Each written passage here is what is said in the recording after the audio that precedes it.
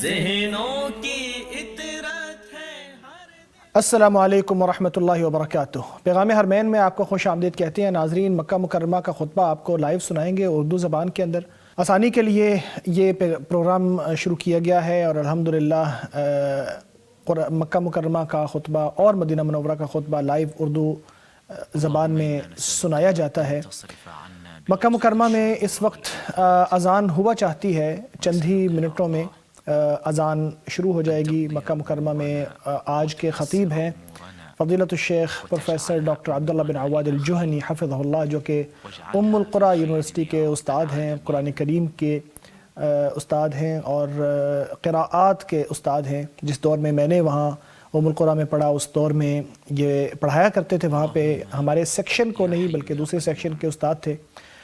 قرآن کریم اور قراءات جسے ہم سبع عشرہ کے نام سے جانتے ہیں، یعنی قرآن کریم کے پڑھنے کے ڈیفرنٹ انداز جو کہ نبی اکرم صلی اللہ علیہ وسلم سے ثابت ہیں اور صحابہ کرام نے ان کو نقل کیا اور پھر ائمہ کرام نے انہیں اختیار کیا اور ان کے اختیار کی وجہ سے ان کے نام قراءات کے حوالے سے مشہور اور معروف ہو گئے۔ اس علم میں ان کی اسپیشلائزیشن ہے اور آپ مکہ مکرمہ میں امام بھی ہیں اور خطیب بھی ہیں، اور اس عہدے کے ملنے کے بعد آپ مکہ مکرمہ کا وزٹ بھی کر چکے ہیں، اور اللہ کا شکر ہے اللہ تعالیٰ نے پیغام ٹی وی کو بھی یہ سعادت نصیب فرمائی تھی کہ وہ مکہ مکرمہ سے تشریف لائے، پیغام ٹی وی کے آفس میں یہاں پہ وزٹ کیا، اور پیغام قرآن ٹی وی چینل کا افتتاح بھی انہی کے ہاتھوں ہوا تھا۔ وہ ممبر پر تشریف لا چکے ہیں اور انہوں نے حاضرین کو یہاں سننے والوں کو سلام کیا ہے۔ وعلیکم السلام ورحمۃ اللہ وبرکاتہ۔ اور اب مکہ مکرمہ میں اذان شروع ہو چکی ہے۔ یہ اذان جیسے ہی مکمل ہوتی ہے تو خطبہ مکہ مکرمہ میں شروع ہو جاتا ہے، تو جیسے خطبہ شروع ہوگا تو ہم ساتھ ساتھ ان کی بات کو سنیں گے بھی اور آپ کو اردو زبان میں سنائیں گے بھی۔ بات میں کر رہا تھا کہ یہ امام صاحب یا خطیب صاحب ام القریٰ یونیورسٹی کے پروفیسر بھی ہیں، اور ان کی قرات کا انداز بڑا منفرد ہے کہ مختلف اندازوں میں یہ پڑھتے ہیں، اور ہر نماز میں ایک نیا انداز ہوتا ہے ان کے پڑھنے کا، اور ہر انداز ہی ان کا ایک سے ایک بڑھ کے ہے، شاندار ہے، بہترین ہے۔ اور پھر خطابت میں بھی ان کو اللہ تبارک و تعالیٰ نے ایک شاندار صلاحیت عطا فرمائی ہے۔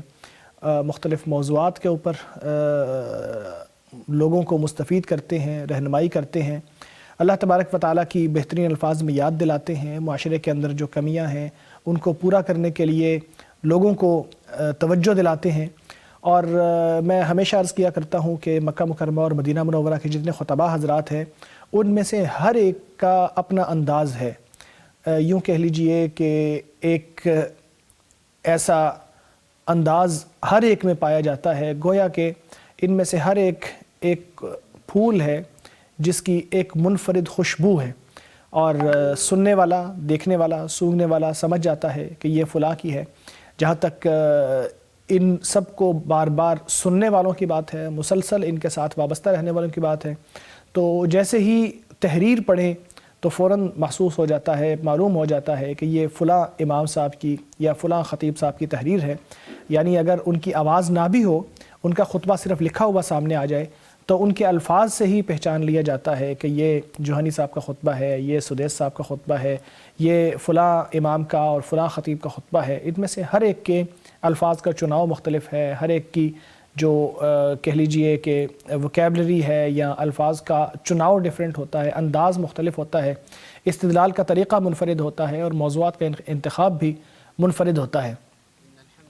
ناظرین، خطبہ شروع ہو گیا ہے۔ آپ فرما رہے ہیں ہر طرح کی حمد و ثنا اللہ تعالیٰ کے لیے، ہم اسی کی حمد و ثنا بیان کرتے ہیں، اسی پر بھروسہ اور اعتماد کرتے ہیں، اپنے نفس کے شر سے اور اپنے برے اعمال سے اللہ کی پناہ میں آتے ہیں۔ جسے اللہ تعالیٰ ہدایت عطا فرما دے اسے کوئی گمراہ نہیں کر سکتا، اور جسے وہ گمراہ کر دے اسے کوئی ہدایت نہیں دے سکتا۔ میں گواہی دیتا ہوں کہ اللہ کے سوا کوئی الہ نہیں ہے، وہ واحد ہے، اس کا کوئی شریک نہیں ہے۔ میں یہ بھی گواہی دیتا ہوں کہ ہمارے نبی محمد صلی اللہ علیہ وسلم اللہ کے بندے اور رسول ہیں۔ اے لوگو جو ایمان لائے ہو اللہ سے ڈرو، یوں جیسے اس سے ڈرنے کا حق ہے، اور تم کو موت کا وقت نہ آئے مگر اسی حال میں کہ تم مسلمان ہو۔ اے لوگو اللہ سے ڈرو جس نے آپ کو ایک نفس سے پیدا کیا اور اسی سے اس کی بیوی کو بنایا، اور ان دونوں میں سے بہت سے مرد اور بہت سی عورتیں دنیا میں پھیلا دیے۔ اللہ سے ڈرو جس کا واسطہ دے کے تم ایک دوسرے سے اپنے حق مانگتے ہو، اور قطع رحمی سے بھی بچو، اللہ تبارک و تعالی آپ کا نگران ہے۔ اے لوگو جو ایمان لائے ہو، اللہ سے ڈرو اور سیدھی اور صاف بات کیا کرو، وہ تمہارے اعمال درست کر دے گا اور تمہارے گناہوں کو بخش دے گا۔ جو اللہ اور اس کے رسول کی فرما برداری کر لے تو اس نے بہت بڑی کامیابی حاصل کی ہے۔ اس کے بعد میں یہ کہوں گا کہ سب سے سچا کلام اللہ کی کتاب ہے، اور سب سے بہترین ہدایت نبی اکرم صلی اللہ علیہ وسلم کی ہدایت ہے، اور بدترین اعمال ایجاد کردہ ہیں، اور ہر ایجاد کردہ عبادت بدعت ہے، اور ہر بدعت گمراہی ہے۔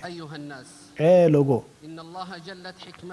اللہ تبارک و تعالیٰ کی حکمت ہے کہ اس نے آپ کو عبادت کے لیے پیدا کیا ہے، اور آپ کو ان اعمال کو کرنے کا کہا ہے جو تم کر سکتے ہو، اور پھر آپ کو یوں ہی بغیر کسی گائیڈنس کے نہیں چھوڑا، بلکہ زندگی اور موت کو اس لیے بنایا تاکہ آزمائے کہ آپ میں سے کون ہے جو بہتر عمل کرنے والا ہے۔ اس نے شریعت بنائی اور گمراہیوں سے اور بدعتوں سے خبردار کیا، تو اللہ کی احکام پر عمل کرو، اور جن چیزوں سے اس نے منع کیا ہے ان سے بچ جاؤ۔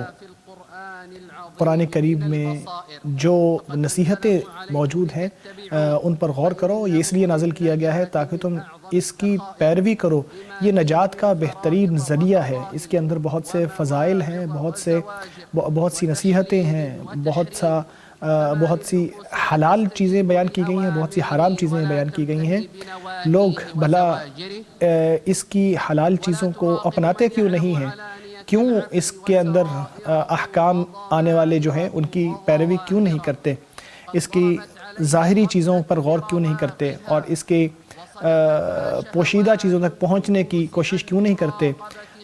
خواہشات پرستی لوگوں کو قرآن کریم کے احکام سے دور لے گئی، اور ان کی وجہ سے ہی لوگ گناہوں کے اوپر قائم ہیں اور قیامت سے غافل ہیں، بھول چکے ہیں کہ ایک دن آئے گا جب عذاب نماز چھوڑنے والوں کے لیے دگنا کر دیا جائے گا، اور زکوٰۃ کو روکنے والوں کے لیے اور رمضان کے دنوں کی حرمت پامال کرتے ہوئے روزے چھوڑ دیں گے۔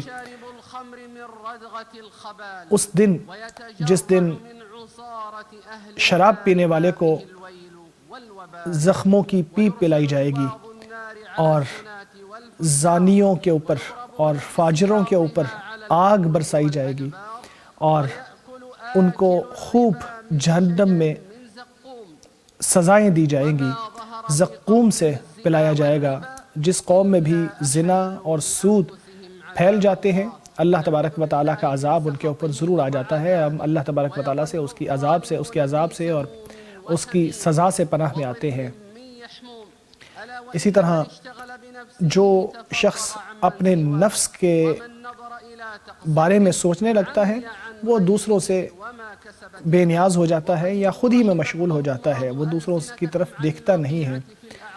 دوسروں کی عزتوں پر حملہ کرنے سے بچو، کیونکہ اللہ تبارک و تعالی ہر انسان کی باتوں کو سن رہا ہے۔ جو اپنے بھائی کو زبان سے اذیت دیتا ہے، اللہ تبارک و تعالی قیامت کے دن اس کے ساتھ جھگڑا اللہ کا ہوگا۔ جو مومن مردوں اور مومنہ عورتوں کو ستاتے ہیں، جو قرآن کریم میں اللہ تبارک و تعالی نے ذکر کیا ہے، اہل علم بیان کرتے ہیں، یعنی جو لوگ مسلمانوں کو ستاتے ہیں، یعنی جو کام انہوں نے نہیں کیا وہ تہمتیں ان کے اوپر لگاتے ہیں۔ ایسے لوگوں نے اپنے اوپر تہمت کی سزا جو ہے، یا تہمت کا جو وبال ہے وہ اپنے اوپر نازل کر لیا ہے۔ اللہ تبارک و تعالیٰ ایسے علماء کو جنہوں نے ایسے تشریحات کی ہیں، اللہ ان کو جزائے خیر عطا فرمائے۔ اے اللہ ہمارے دلوں کو اہل ایمان کی محبت سے بھر دے۔ اے اللہ ہمیں اور ہمارے مومن بھائیوں کو ہمیں بھی بخش دے اور ہمارے مومن بھائیوں کو بھی بخش دے، اور ہمارے دلوں میں اہل ایمان کے لیے کسی طرح کی قدرت نہ رکھنا۔ اے اللہ ہمیں خواہش پرستی سے بچا، ہمیں نفس امارہ سے بچا۔ اے اللہ شیطان سے ہماری حفاظت فرما۔ تو اللہ کے بندو، اللہ سے ڈرو اور جلدی کرو عبادت کرنے میں، کیونکہ ابھی موت میں وقت ہے، اعمال کو درست طریقے سے ادا کرو تاکہ اللہ تبارک و تعالیٰ کے ہاں قبول ہو۔ اللہ کی نافرمانی سے بچنے کی کوشش کرو کیونکہ ابھی تک زندگی ملی ہوئی ہے۔ اے پریشان ہونے والے یا ایک دھوکہ میں آ جانے والے، اب رک جا، اب تو برائیوں کو چھوڑ دے کیونکہ حساب کتاب دینا بہت سخت ہے اور مشکل ہے، اور اپنے معاملات کو بہتر کر لے تاکہ آپ کی دنیا اور آخرت بہتر ہو جائے۔ امام محمد نے اور امام احمد نے رحمہم اللہ نے روایت کیا ہے کہ نبی اکرم صلی اللہ علیہ وسلم،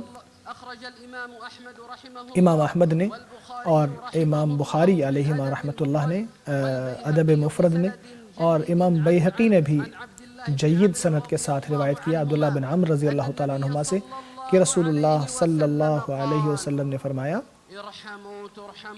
رحم کرو تم پر رحم کیا جائے گا، لوگوں کو معاف کرو آپ کو معاف کیا جائے گا۔ ان لوگوں کے لیے تباہی ہے جو بری باتیں کرتے ہیں، جو گناہوں کے اوپر قائم رہتے ہیں جبکہ انہیں معلوم بھی ہو جاتا ہے کہ وہ برائیاں کرنے والے ہیں۔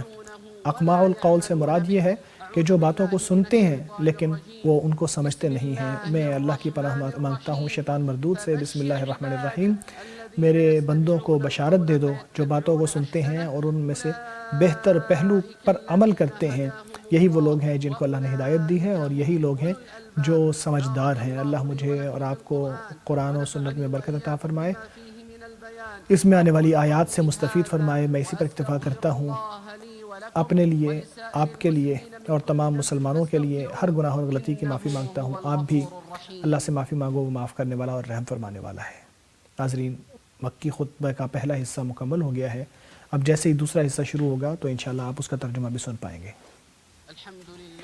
ہر طرح کی حمد و ثنا اللہ کے لیے ہے، ایسی حمد و ثنا جو دائمی ہو، جو ہمیشہ جاری رہے، ایسی ہمیشہ حمد و ثنا ہو کہ جو کبھی ختم نہ ہو اللہ کے لیے، ایسی دائمی حمد و ثنا ہو جو اللہ کی رضا حاصل کرا دے، ایسی دائمی حمد و ثنا ہو جو ہر سانس کے ساتھ اور ہر آنکھوں کے جھپکنے کے ساتھ، پلک کے جھپکنے کے ساتھ جاری رہے۔ اللہ کی رحمتیں اور سلامتیاں ہوں نبی اکرم صلی اللہ علیہ وسلم پر اور آپ کے ساتھیوں پر، صحابہ کرام پر اور آپ کے پیروکاروں پر۔ اے لوگو، اللہ تبارک و تعالیٰ سے ڈرو، اے مومنو اللہ سے ڈرو تاکہ تم کامیاب ہو جاؤ۔ غفلت سے اپنے نفس کو بچا لو، نجات کے راستے کی طرف آ جاؤ۔ یاد کرو یا یاد رکھو کہ موت قریب آ چکی ہے اور آپ کو آخرت کی طرف چلنا ہی ہے، اور موت کا وقت بہت قریب آتا جاتا ہے، آتا جا رہا ہے۔ تم دنیا کی طرف دیکھتے ہو اور اللہ تبارک و تعالیٰ آخرت کی طرف آپ کی توجہ مبذول کراتا ہے۔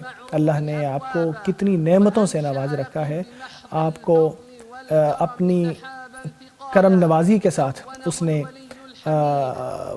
بادلوں کے ساتھ نوازا ہے جو آپ کو ڈھانپ لیتے ہیں، اور پھر ہواؤں کے ساتھ وہ کیسے ان کو چلاتا ہوا لے کے آتا ہے، اور پھر برکت والی بارش آپ کے اوپر ان کے ذریعے برساتا ہے۔ تو اللہ کا شکر ادا کرو، اللہ آپ کو مزید نعمتوں سے نوازے، اللہ تبارک و تعالیٰ آپ کو مزید نعمتوں سے نوازے، آپ سے راضی ہو جائے اور آپ کو معاف فرمائے۔ اللہ کے بندوں، کثرت سے نبی اکرم صلی اللہ علیہ وسلم پر درود و سلام بھیجو جو قیامت کے دن لوگوں کو بچانے والے ہیں، سفارش کرنے والے ہیں، ہمارے نبی محمد صلی اللہ علیہ وآلہ وسلم پر۔ اے اللہ، خلفائے راشدین سے بھی راضی ہو جا، اور تمام صحابہ کرام سے بھی، تابعین سے بھی، اور قیامت تک ان کی پیروی کرنے والوں سے بھی۔